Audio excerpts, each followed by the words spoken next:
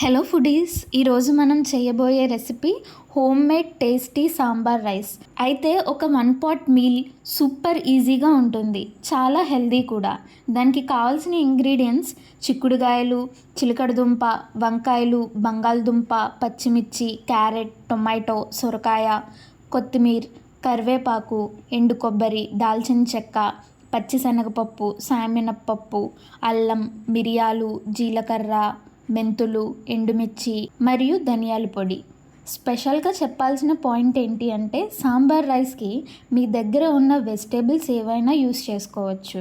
First కుక్కర్లో 1 cup rice, 1/2 cup mixed దాల్ని 1 hour నానపెట్టుకొని వేయండి.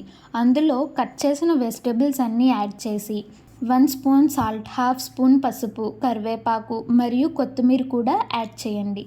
1 కప్ రైస్కి 5 కప్స్ వాటర్ రేషియోలో వాటర్ యాడ్ చేసి సిమ్లో 3 విజిల్స్ వచ్చే వరకు కుక్ చేయండి. మసాలా ప్రిపరేషన్స్ చూద్దామా.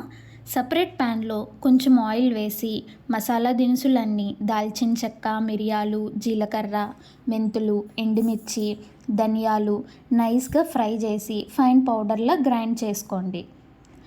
రైస్ మరియు వెజిటేబుల్స్ బాగా కుక్ అయ్యాక ముందుగా ప్రిపేర్ చేసిన మసాలా పౌడర్ని యాడ్ చేసి బాగా మిక్స్ చేయండి. చివర్లో క్రంచీ బూందీ గార్నిష్ చేసి సర్వ్ చేసుకోండి.